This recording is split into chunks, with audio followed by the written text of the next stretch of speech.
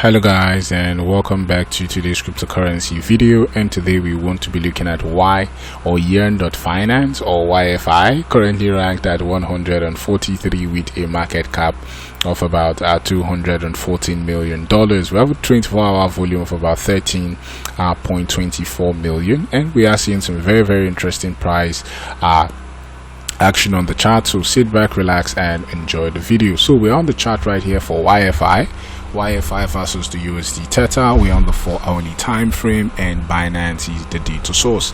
And as you can see right here, we have drawn all our support and resistance levels right here for YFI, because we said prices always respect their support or their key levels. And so if you can just plot the key levels right, you will understand a lot to do with what is happening with that coin. And we were saying right for YFI that we needed YFI to hold this $6,725 level, else we could see prices push right down to the 6,313. And since then we have seen prices break over down and pushed right here to the $6,313 level.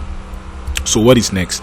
We probably could still see prices just have this sideways action right here. As you can see, this level has been a very huge level right here for YFI to cross. So we probably could still see more consolidation right here, because if we switch over to this indicator, this is what we call our cloud indicator, and it just basically shows us when price is very oversold. As you can see, price was oversold right here at this 5,000 level, and since then we have seen prices push to the upside. And when we see the green, it means prices are overbought and we probably are about to see a correction, And as you can see, currently we are very oversold on our cloud indicator, which probably means we could still see prices push right down to the $6,300 level.